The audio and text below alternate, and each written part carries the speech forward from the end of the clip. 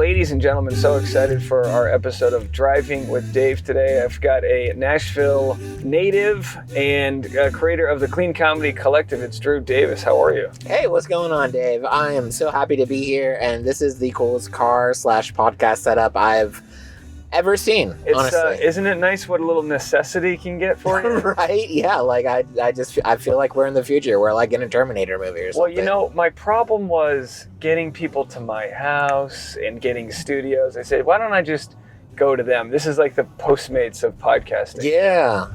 So, are you from this area that we're in right now? Yeah, no, I am. So we're in kind of South Nashville right now, and I grew up in Brentwood, Tennessee, which is maybe like 20 minutes away. But you know, it's funny. It's all the same. I already backed myself into a dead end. It's all good. I'm like, clearly no idea where I'm going. But it's all like the same driving time for me in Los Angeles is here. It's just like rural driving. Yeah, it looks a little bit different. So I went to Los Angeles for like a week and a half for comedy a couple years ago and absolutely loved it.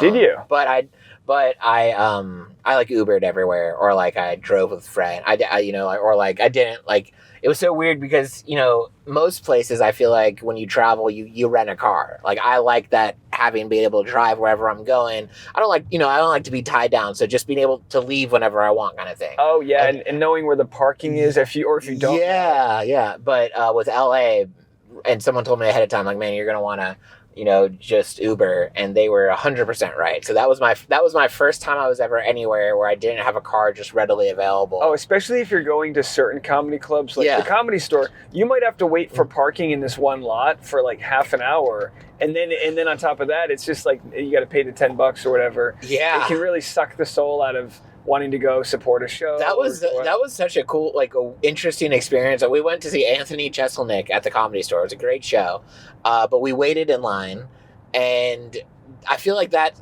You tell me if I'm right or wrong here, but that's like the ritzy part of LA, right? Like, West Hollywood. Oh my God, you're right at the foothill of the Hollywood Hills. Yeah, and that's where like all the rich, you know, that's where all the mansions are. I grew up in Brentwood, which is like the ritzy part here in Middle Tennessee.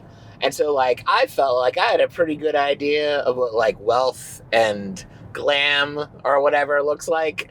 And that place made Brentwood look just... Oh, yeah. That's the cars and it was cool. Yeah, I mean, LA's a flashy town. Yeah. But, I mean, I've always lived in sort of the very middle-class neighborhoods. But, yeah, that does exist. Mm-hmm. What's funny with the Hollywood Improv is the free parking area, like, that only the comics know about, is like 2 blocks away from the Hollywood Improv, which is where all the mega mansions are. Yeah. And there's like certain streets that you can park for free because like no one even, like, why would anyone go there so it would be so funny that you'd see all these broke comedians parking in front of $9 billion homes. People are like, yeah, they must be doing great. Yeah. No, all the locals knew, like, oh, those are the, you know, the blue collar. And that's something someone told me, was like, most of these people with these really nice cars, they put like all their money in their car. If you went to their house, it would be like not as nice as the car. Well, I mean, I mean, LA's, it's a lot, they have a lot of those like Lamborghinis that you can rent by the hour, because it's like people just want to show off. Yeah, they want to look cool when you want to take your date to the Comedy Store and look like you're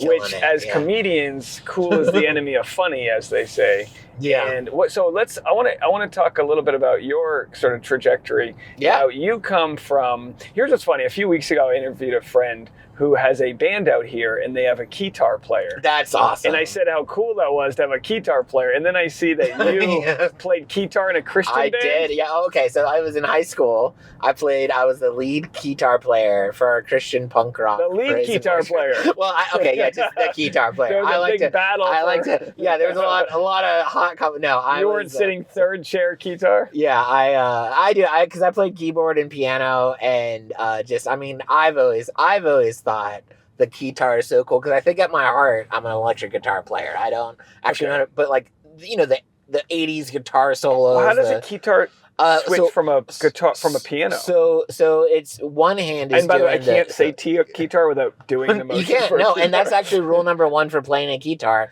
is. I used to watch like YouTube videos of people talking about, like, they said, like, there's no getting around it. You can do more with a keyboard, but if you're gonna play a guitar, you gotta get into it with the stage presence and everything. Well, like that. But that's how it was with bass. Yeah. The bass guitar old school bass guitars would be up here by like the chest, and then like sort of those like heavy metal bass guitars would be like really low. It's like the whole strategy. So really, I think that when you play a guitar, the idea is you want to go over the top geeky with how you look and get into it. But your right hand is doing the keyboard piano parts, and then your left hand typically is working the effects, and that's so it is kind of a different. I thought when I first started playing that'd be kind of like a smooth transition into like basically whatever I'm doing on the keyboard I do on the guitar, but it does take a little. The best way I can explain it is like you're actually doing more of the harmony parts musically than the lead, and so that's interesting. Yeah, but it is fun. It's goofy. So how does the Christian rock band go? Like tell me about this, because I'm from, and my audience knows I probably repeat this I'm like a New England Catholic. Just not, there's no Christian rock bands. There's more like the yawn singing, like the the Gregorian chants.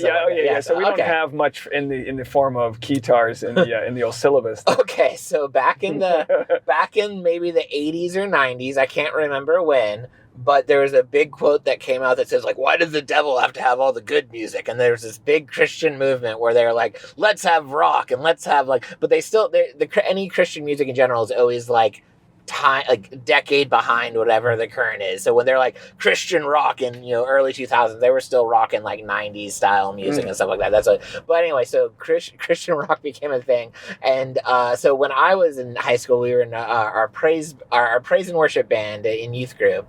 But I graduated high school 2006.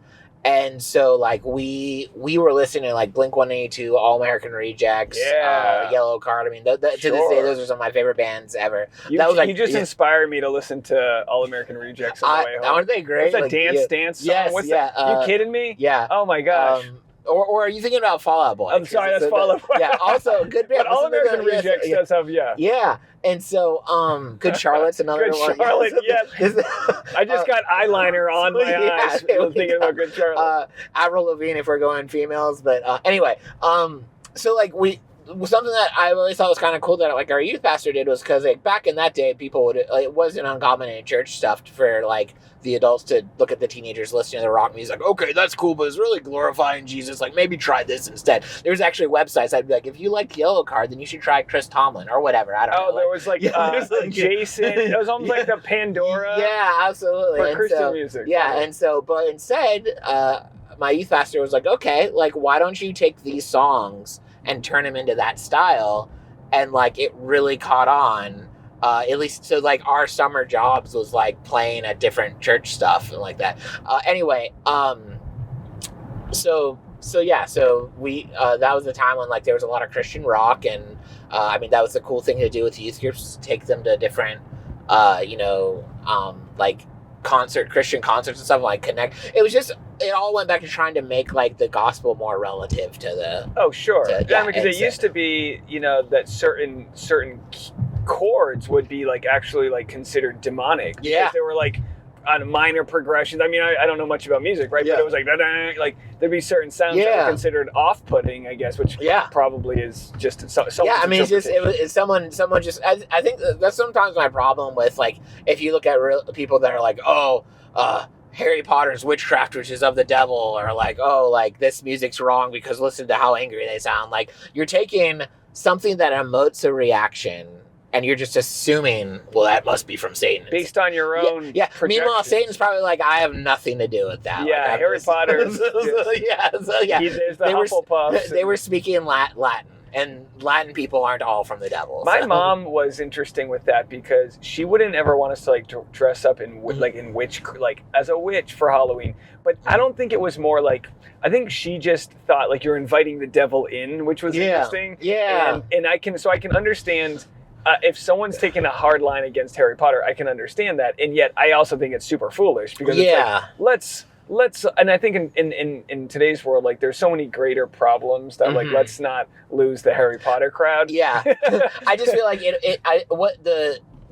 like what they're saying from the very beginning might not be a bad message, which is like, I don't want to let the devil into my heart. Or like, okay, that seems like a thing you shouldn't want to do.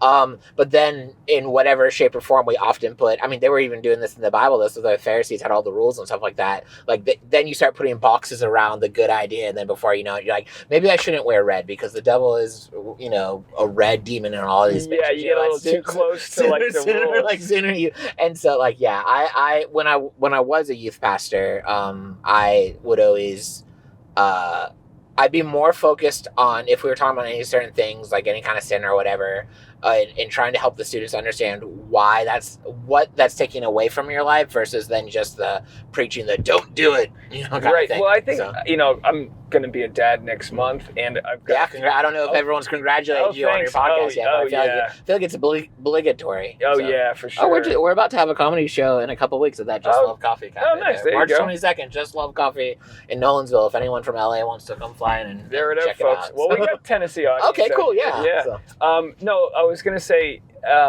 the thing that they try to tell you in parenting, which again I know nothing about, is like, don't tell your kids like, don't do this because I told you so. Mm-hmm. Explain to them why something might not be good for you. And I think so important. I think a lot of, I don't know if it's church or just humans in general are mm-hmm. I don't even say lazy, but not good communicators at explaining things like that. But you know what's funny about youth pastors is that's such a funny punchline to mm-hmm. any joke in stand-up. Yeah. Oh, you look like a youth pastor. It's just always funny because it's a very visual sort of reference. People, that's probably one of my favorite quotes in one of the Spider-Man movies. I don't know if you're a superhero buff or whatever, but it was the one where they had all three Spider-Man actors, and two of them were already dressed up as Spider-Man, and Tobey Maguire was still in his like street clothes, and they were like, you have a suit, or do you go fight crime looking like a youth pastor? There you go. Yeah, it's a nice harmless one, right? Yeah. So yeah, there's other. Yeah. So no. Now, as in a Christian rock band, are you faced?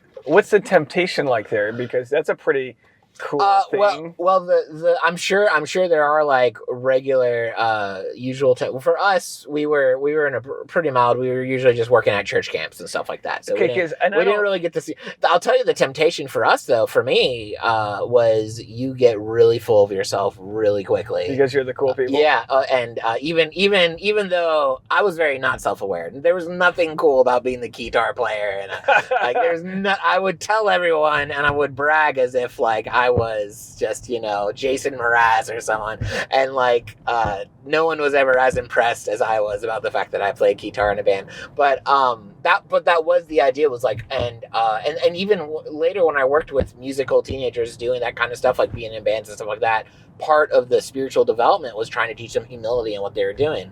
Sorry for interrupting. Oh no, I was just saying, because like when you're in any kind of, in any kind of church culture, there are certain positions that people glorify more, like the pastor or the person in the band or leading the choir or whatever like that. So whenever you're training kids in those roles of leadership, like you're hoping that you're hoping that you're developing the next leaders for like the next generation or whatever, that maybe one day these people will be running it for the church, but you want to teach them humility so that they're not full. I mean, there's nothing worse than a full and self-pastor. Humility, and that's an interesting thing, humility, because we'll relate this back to stand-up, but a lot of times I feel like comedians actually have more humility than other forms of entertainment because the process is so grueling and long. Oh, yeah, because it tears you down. When you first tears you down, and you just know where you come from, because it's not like you just were plucked from some Disney camp.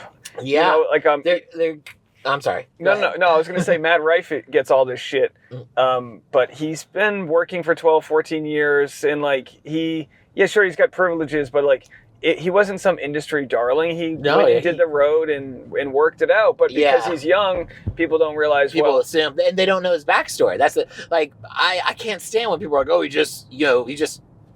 just popped, like, what's the word they just say, like, oh, he just showed up, like he hasn't been doing this, he got famous on TikTok, and it's like, he's been working for 10 to 12 years. You can't lie to an audience. You know how it is. You can't lie if an audience doesn't like you. Yeah. And it's like, and with that, I see people online that do want to hate, whether it's him or other people, and I see people telling lies to themselves and thinking someone else, oh, they got something because their dad has this. Right. In some cases, that might be true, But what you're doing is you're setting your own limitations because you're saying, I can't do that because I don't have the resources they have. And that's a dangerous place, regardless of if it's true or not.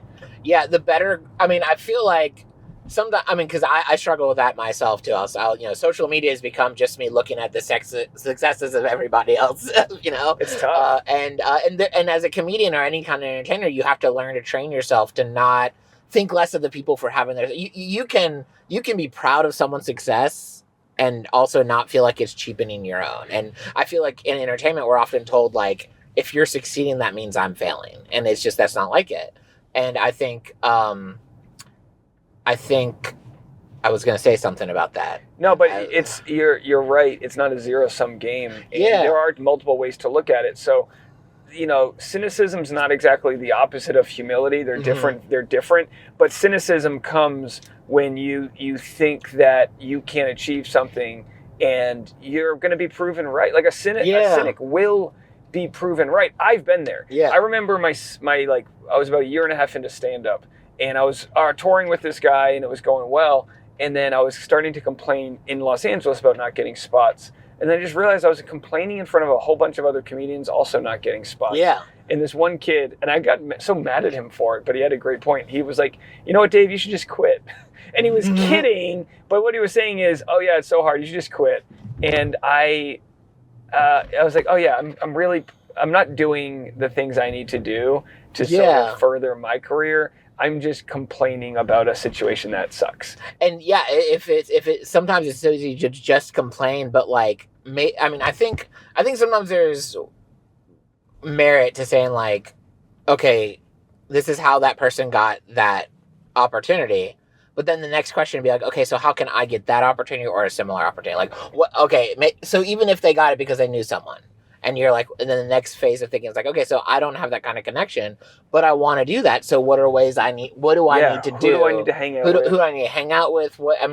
It's just the complaining doesn't really help you much unless you follow through with like, okay, what now? That's a good point. So, I do think there's a barometer of like, there's a reason why you feel inadequate at certain times. So let's look at that. So like I was, like in Los Angeles, you'll be friends with people that are on SNL the next year. There was this guy I did a podcast with, and I was like really annoyed by him. And I was like, this guy doesn't know what he's talking about. We just were butting. He's on SNL now. Yeah. And again, his path is different than mine. But then I see like guys that I, did open mics with, like guys like Trevor Wallace, who now tour, big theaters, and Michael Blaustein and these others, they're touring big theaters all over the country because they figured out what works for them. And so when you see it work, this guy named Chad Goes Deep, Chad Kroger is what he goes by. Okay, his name's the lead singer of... His name's Tom. His real name, but his alter ego took off, and he was like, and he became like that generation's version of the Get Her Done guy, Dan Whitney, who is what the hell is Dan Whitney's name? The name he goes by, Larry the Cable Guy. Right. Yeah. So like they now tour the country and got a Netflix sort of like sketch special out of it. So like you just don't know what it is, but it's not inaction. Like it's all right. I'm dissatisfied with where I want to be. How do I take those steps? Yeah. And I think if I think the statement in entertainment is true when people say it, there is a lot of it about who you know. But I think there's two other factors people don't talk about as much, which is one, you need to be going to the places where you meet the people that you need to know. So you need to be getting out there, you need to be, connecting with people. I mean, it's a business of relationships. Any kind of entertainment is all about it. Comedy is no different. It's a business of relationships. But then I think the second thing is when you meet those people, when you get those opportunities, you got to be good enough that you shine. Because the only thing worse than not getting an opportunity is getting an opportunity completely backfire, and it really just kind of stunts your career for a bit. So I just feel like hard work's really important because you need to be doing things well enough so that when and if you get those opportunities, you really shine.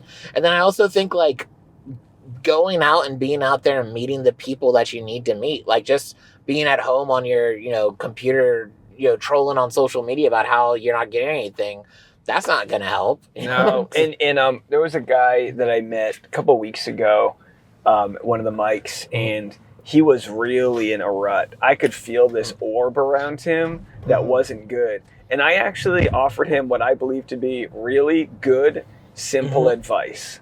And as I could feel his negative energy waiting for me to finish giving my advice, he then continued to tell me some bullshit lie about his own life. And I was like, oh my gosh, I got to get out of here. Okay. I don't need to be helping people. And again, I'm the type who's like, I want to help people and then be bitter if they don't listen to me. Right. So, I've learned that sometimes it's better for me just to really not interject my opinion unless I really feel certain, because then I'll be like, I told you. But every once in a while, like there's this guy who just moved to town and he didn't have an Instagram and he's a young comic, and I was like, buddy, the next time I see you, you better have an Instagram. Right. Like, you're not doing yourself any. And he was like, wow, I was like, Bubba, no, I would never book you on a show if you don't have someone I can tag. I'm not saying you got to have 1 million followers, but you got to have an Instagram so I know you're a human. And the sooner you start as a comedian with the Instagram, the better it is. Because I mean, like, I started caring about social media way later in the game. Yeah. And I'm not saying I would, be way huge if I'd started earlier, but I'd be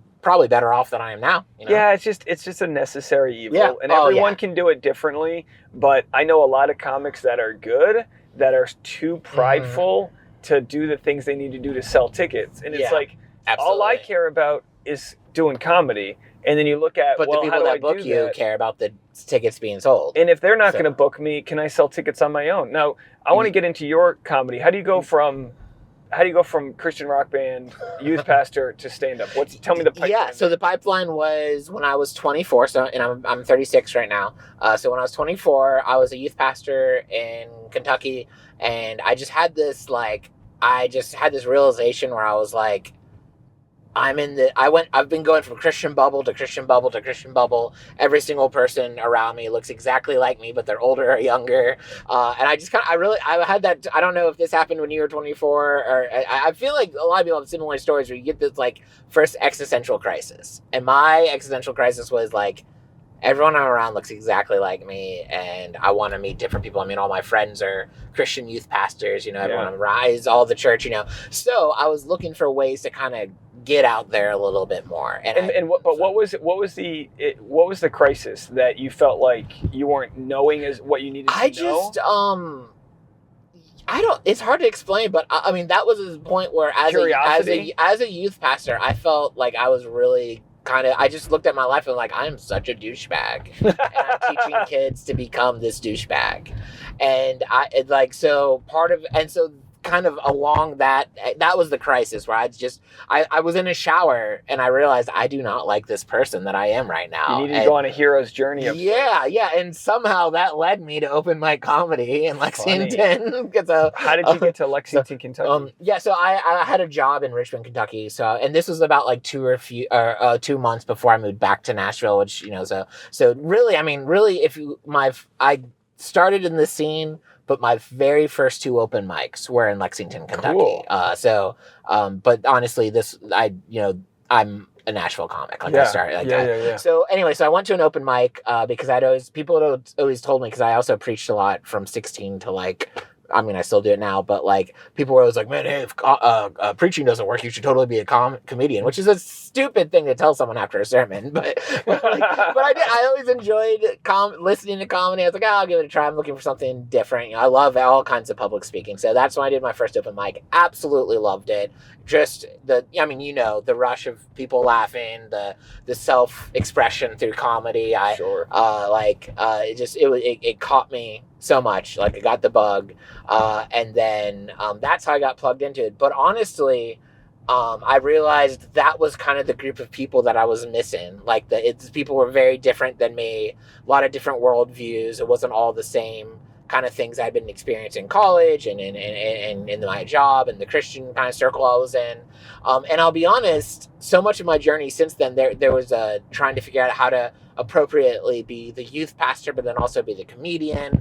It wasn't until 2 or 3 years into comedy where I even dropped Christian references, or that I worked at a church or had degrees in it, because I was just so afraid of what people would think of me. And then when I was a youth pastor, I was very intentional about kind of dividing my comedy and my youth pastor life a lot. The last job, though, they were very open to the fact that I did comedy. That was also at the point where I realized at one point I was like, okay, it's time for me to drop ministry and go full-time comedy.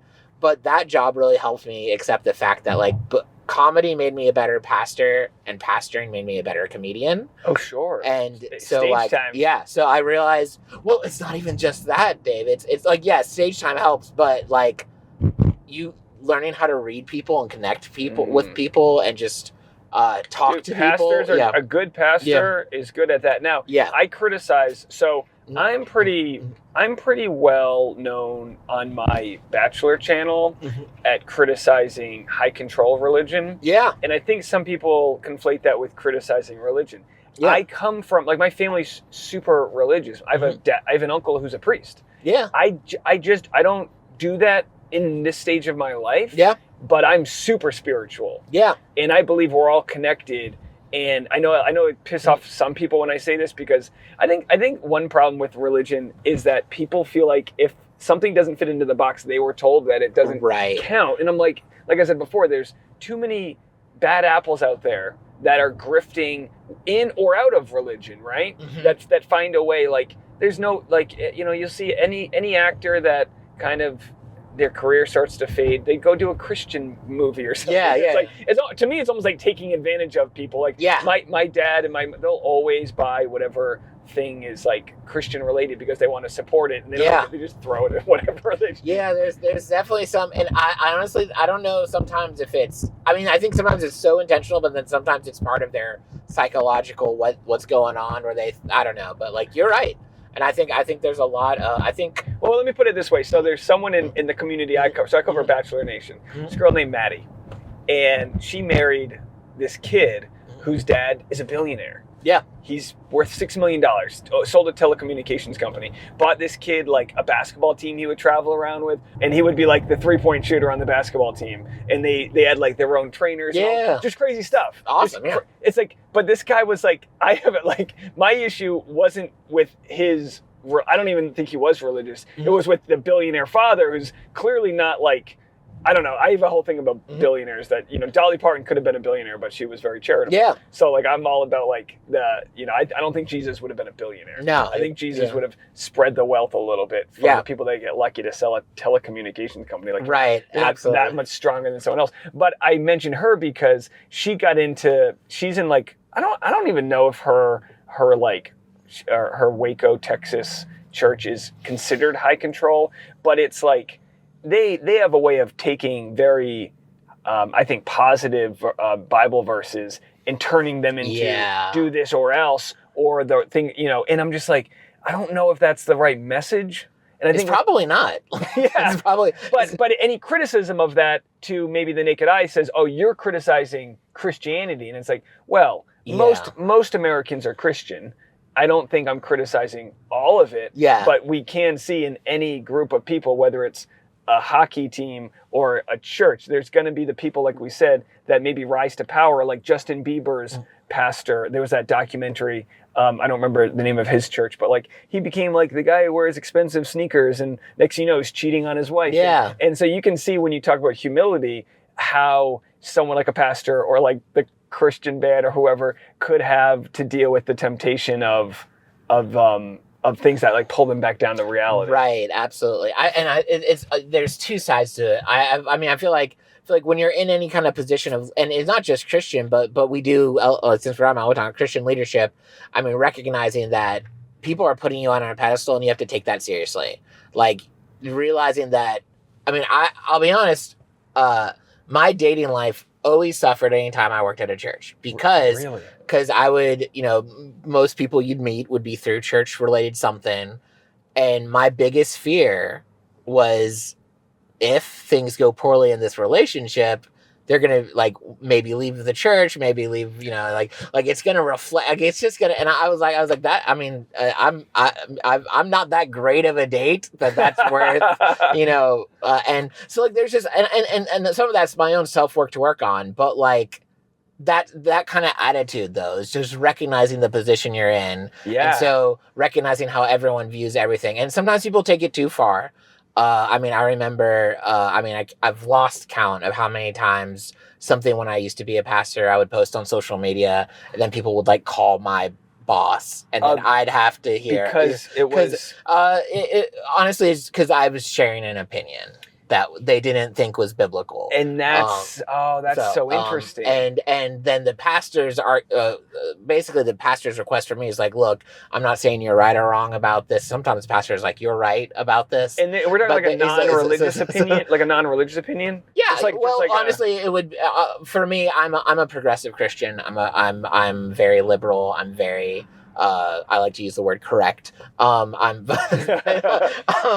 so sometimes I would say things defending like women in leadership or being like loving people regardless of their sexuality. And then people would, especially when I lived in a little town in West Tennessee or a little town in Kentucky or like, all the small town vibes, people would be like, how dare you? That's the problem. That's like the organization eating itself from the inside. And so, and what a lot of times people, I think it's okay as a Christian and even as a not Christian, like I think it's okay to have what is in this country, in this world, we're losing the ability to disagree with people and still coexist. Like it's like if we disagree with people, then suddenly it's like, well, you can't hang out with them, you can't like them, you can't talk to them, you can't have a polite conversation of two differing opinions. And I think that's maybe one of those most dangerous things we have going on in this country. And as Christians, I think I think we've lost the ability to say like, I disagree with maybe how this denomination is doing this or how this Christian is doing this or how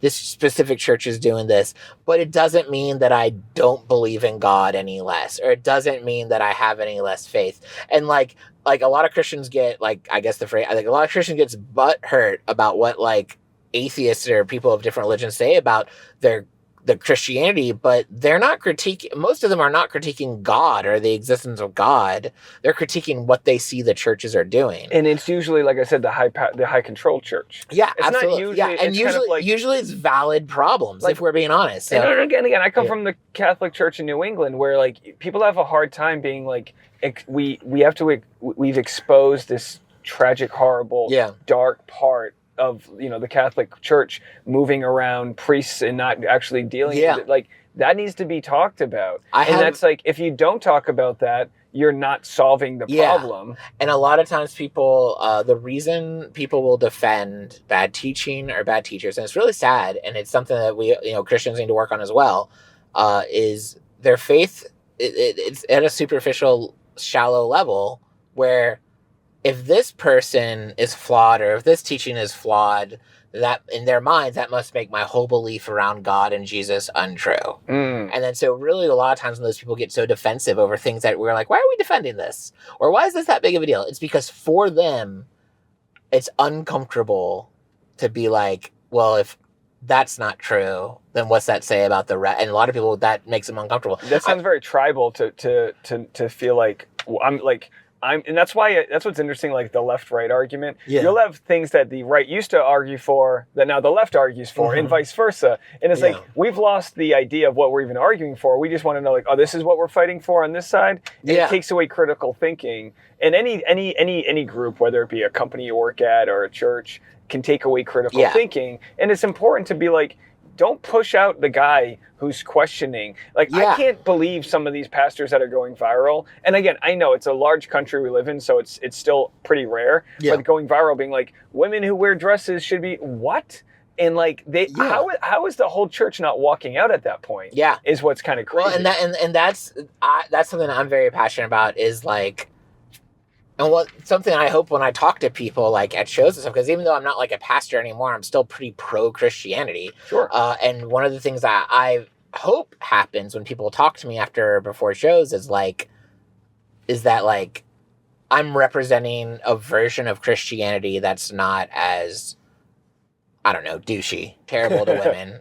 Terrible to people. Like, I just think there's a lot of wrong teachings out there that people are putting in Jesus's mouth. They're saying like, this is what, and they'll make the argument the Bible says. And I had a teacher in seminary that she straight up said at her first class, she's like, let me just go ahead and tell you. I mean, this is like a person who's like got so many degrees in the Bible and stuff. She's like, the Bible doesn't say anything. That was her opening statement. Beautiful. She's like, the Bible doesn't have mouth. A mouth doesn't have lips that are talking to you. When we read the Bible, we are reading it with our biases. We're reading it from our upbringing. We're reading it based off of what the pastor we grew up listening to says. Like, you have to realize that everything you read in your head, you have your own biases, and that's going to impact what it says. I mean, the Bible's essentially a library, right? It's a set of books that were written and translated and retranslated. And context is so important. Not all those books are the same genre. So if you're reading poetry, but you're someone who says every word in the Bible is literal, it's going to cause some problems. It's going to cause some miscommunication. Let me take anyone who's got an issue with the Bible. I'm going to take them to one of my favorite gay bars, and we're going to have one night of partying at a drag brunch show.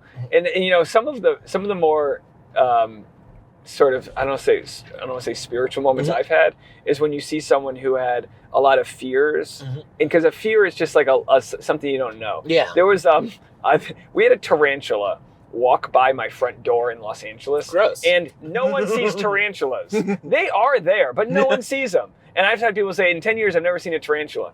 I was so afraid of this thing. It was huge. Yeah. And then I Googled it. And don't get me wrong, I'd still jump out of my socks if I saw one. But I Googled it and learned a lot about the tarantulas. And I was like, they're not that bad. Yeah. They're actually, they might bite you a little bit. Venom's not going to hurt too much. He's just doing his little pimp walk to go find his girlfriend. He was just living his life. Yeah. Yeah, living his life. And it took away a little bit of the fear of it. Yeah. And I think that's what a lot of the issues people have in this world are based on people that preach the fear. Yeah. Which like God doesn't care about that stuff.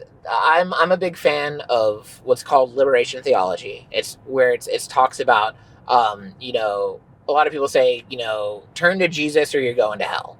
But the liberation theology focuses more on how much better your life is when you have Jesus, when you are a Christian, when you're trying to live your life the best way possible as like the Christian message and gospel tries to present. Like, it's not so much about, you shouldn't become a Christian because you're afraid of going to hell. You should become a Christian because you genuinely believe that, this is the best way of living my life.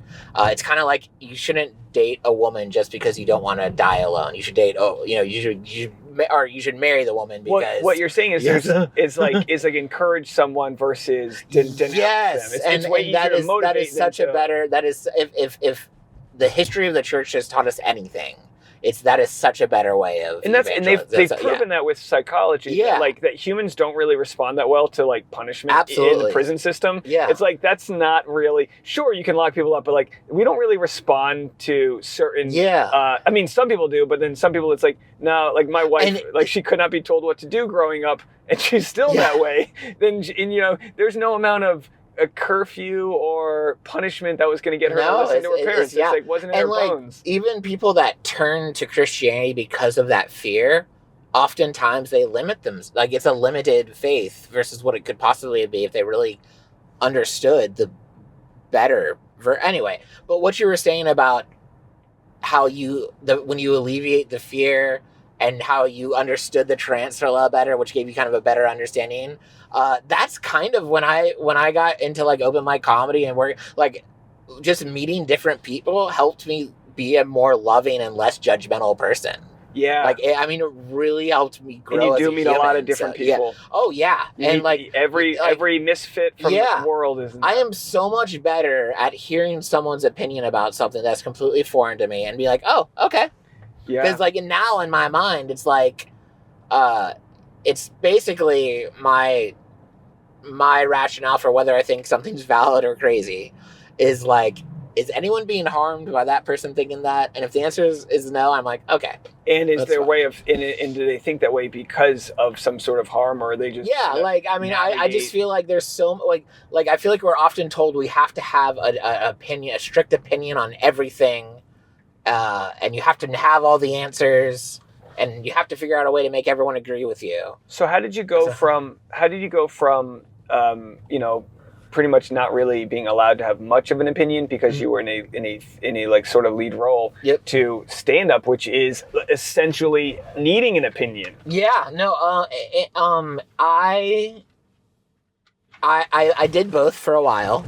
And it was a bit of a different role when I was in each, but there was a point where, I was doing a little tour. But at the same time, I felt like kind of in a transitional point in my own life where I thought maybe I was done with the youth ministry, but maybe I was going into like campus ministry or working for a church conference or something like that. So I was applying for all these different ministry jobs. But I was also doing like it was right when COVID started lighting up and like more opportunities were popping up, but less people were taking them because they were still a little unsure. So that's when I was like, I'm missing comedy. I was at that point, comedy had become more of like a side hustle or recreational thing for me. But I was like, I want to get out there a little bit more. And so I got myself booked on like a little about a week tour or whatever. And I mean, I had a blast everywhere before. It was like scratching an itch I didn't know I had. It was so fantastic. And at the same time, I was getting these words back from a couple jobs I was interviewing for where they're like, no, thank you. I finally had this realization where I was like, whatever job I would get, in my heart, I realized I'd rather be doing stand-up comedy. Yeah. But I gave myself a year to really kind of talk it over with people, look into it, kind of make a plan, start saving money. Like I gave myself like a year of, and from a Christian stance of like really discerning if this is like where I need to do or not. So was it did you feel guilt? No, confusion at first. What it was is it took me a point to I feel like every comedian who goes from it being a side hustle to it being your full-time thing, at some point has to give themselves permission to be like, yeah, I can do this. Oh yeah, no, yeah, I say leap in the net will appear. Yeah, and so for me, what I had realized was because a lot of, and this is always, I think this is always so lame for people who have this conversation with me, because when you hear about someone who used to be a pastor, used to be a youth pastor, you're expecting a juicy reason why they left. Like you're expecting something good, like something happened. I just got to a point where I realized my time in ministry, like it was the end of a good TV show. Like I was just like, the season's over. I'm ready to do something different. The passion I had for this is now in this different stand-up comedy direction.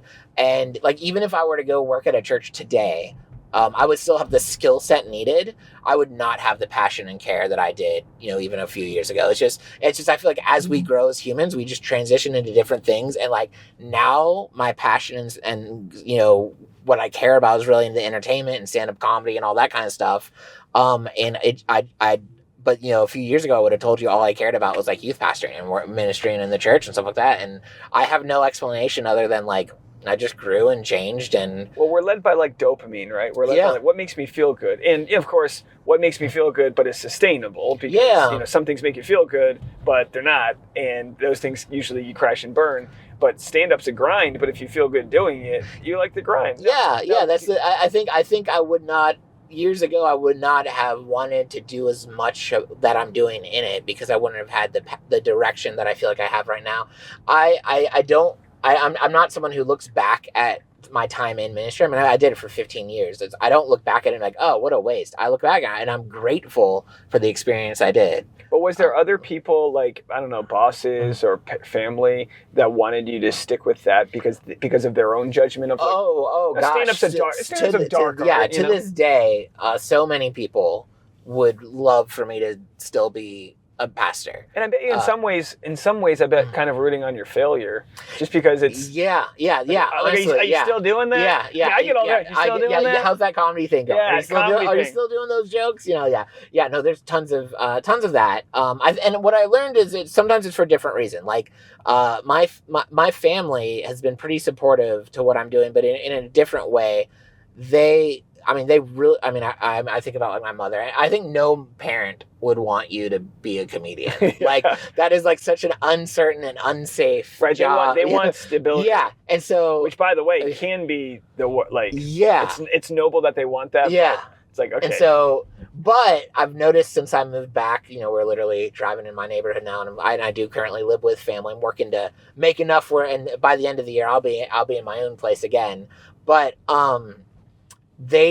while they kind of worry about the stability of my life financially, they also are very supportive in like coming to the local shows or like buying Christmas gifts and birthday gifts now are like last year they got me like stuff for a podcast. Oh, that's great. Like, so like I feel like they're doing their best. I think that's what it is. It's like I remember my stepdad being like, I don't know. I remember I was like back, like living at home.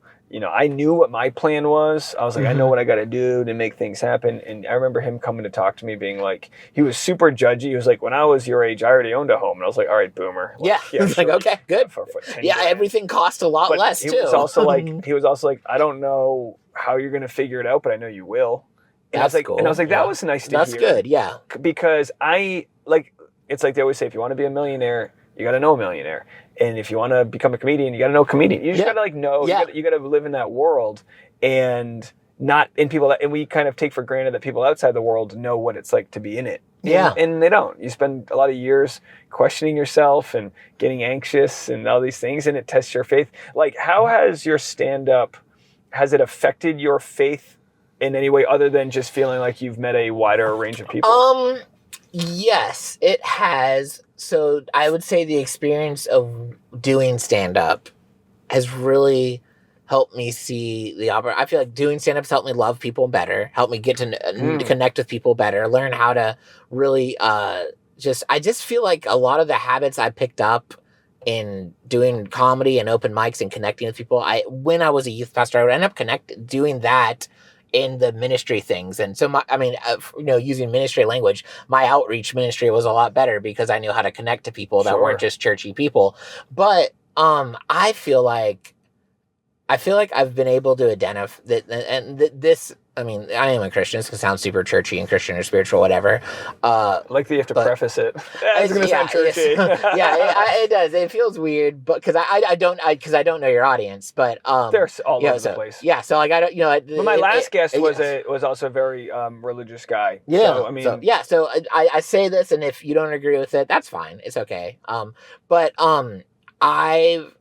Doing comedy, I've had so many amazing interactions that have helped me see like how God is moving through connecting with other people. I think that's sometimes how I see God moving the most is you have this amazing, like encouraging, powerful conversation that really you leave feeling better, feling empowered. And I really think after. Yeah. And I feel like maybe in some way God moved through that conversation to give you what you needed. Whether, I mean, it's great to acknowledge God in those moments, but even if you don't, God still helped you there. Yeah. And so like, I'll never forget one of the coolest things that happened. I'll say the coolest thing that happened, but then I'll tell a funny story about it afterwards. This was when at this point I had already known I was leaving my job to become a comedian. I was probably about, 3 or 4 months away from it happening, but I was still doing like ministry stuff. And I was starting to think like, hey, one of the things I'm going to miss is like the really cool ministry chats you have with people, like the really in-depth conversations. Right. So, but then I went and I did a comedy show in Cincinnati. I did their Pro-Am, Go Bananas. Go Bananas. Yeah. Fun show. I did that. And then I remember the jokes I did were probably like my youth pastor materials. I did that.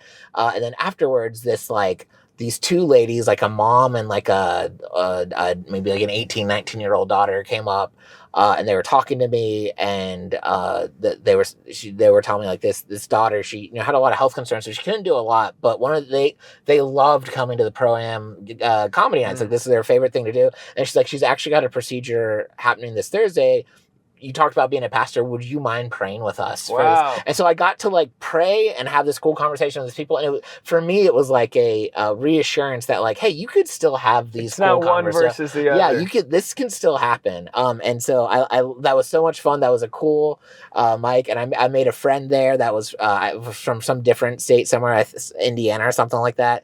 And so I remember I saw her about a year later, and she's like, oh, the way people sometimes are like, she's like, oh, you're the ex-pastor. I'm like, we don't use that term. That sounds weird, but yeah, you're right. I mean, but you're right about like the energy of it all. I like Wayne Dyer because he would talk about the power of intention, and he would talk about God or Krishna or Allah Buddha. Yeah. He would give people whatever term they need to use, spirit, divine intervention, whatever, because in the end, it's like when you're trying to communicate to your audience or to anybody, you want them to understand what you're saying. Sign language is my thoughts, here they are, you can read them now.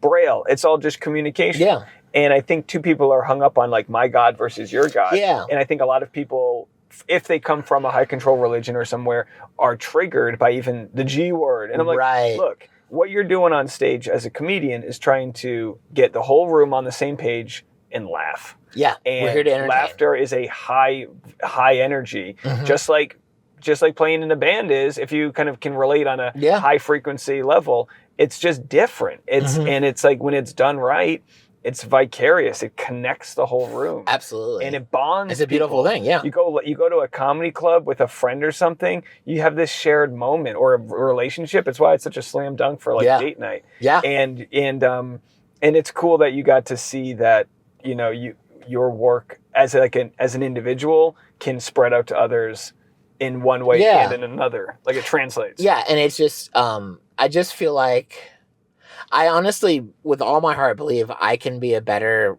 minister, and I use that in the term where it's not just the person that works at the church, but the person who shares like God with people.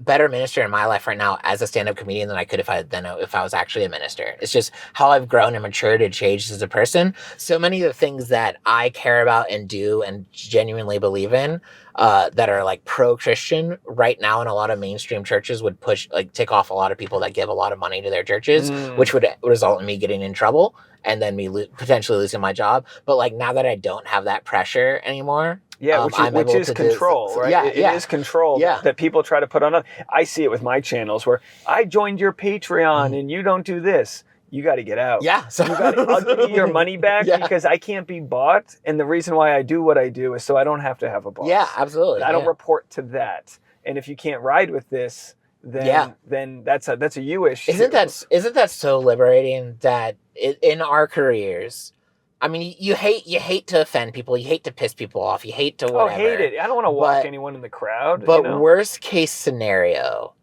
someone unfollows you and doesn't go to your stuff anymore. Yeah. Like that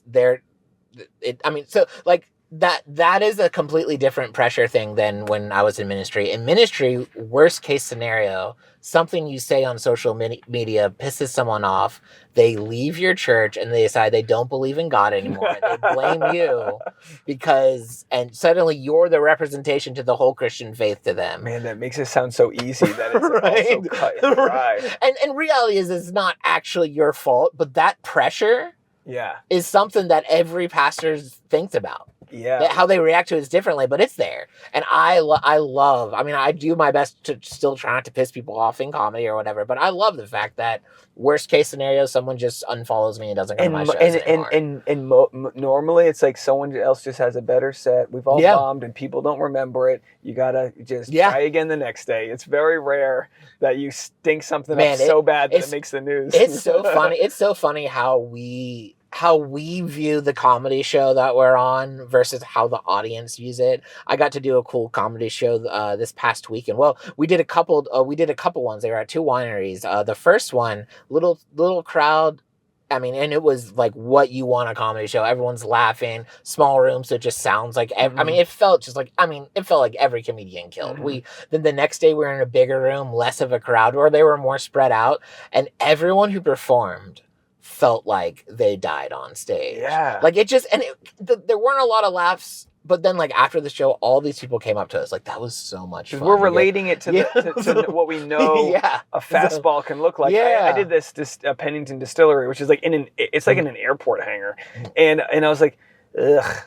And then afterwards, this guy's like, "You were great," blah, blah, blah. And I was like, all right, I need to remember what you're saying about me because I didn't feel good. Right, absolutely. And it's like, all right. And sometimes when you go back and you watch the footage, you're like, this show was better than I thought. Yeah. And I think we're our biggest critic. And I think we kind of talked about this a little bit earlier, but like, we talked about comedians being humble, and it is important to be humble. But I think you get to a point in your career because you start off, and very few of us, very few of us are good when we first start. Oh, yeah. I was terrible for a good 5 years, honestly. Like, it took me a while to figure out how to be funny on purpose. Like, it was, and still to this day, sometimes I'm wondering if I still have it. Yeah. But, like, at some point, you have to look at what you have as a comedian and recognize your value, because no one's going to value more than you value yourself. Yeah. Like, no one's gonna. I've only had it happen once in 12 years where I told someone the price I was charging for a show and they said, "That's too little, we're gonna double it." Wow. Yeah, that's pretty cool, right? No, but that's the whole, like, Marianne Williamson law of divine compensation. She's always talking about how, like, hey, preaching abundance and knowing your worth. So, dude, I think that's great. We got to let you go. Okay. You got a show to go run to. People can go find you. Why don't you give us your plugs? So come find me at Drew Davis Comedy on all the social medias. My favorite's Instagram, but I'm on TikTok and Facebook and YouTube, so you can see me out there. I also have a podcast called The Quarter Mile Podcast. It's brand new. It's a rewatch podcast. We're currently going through the Fast and Furious, which is my favorite series. Nice. But that's brand new. So So if you find my social media, you can connect to that, and would love to have people. If you like Fast and Furious, check us out. So there you go. But yeah, this has been so much fun, Dave. Thanks again, man. I appreciate it. All right, no for problem. Davis, everybody.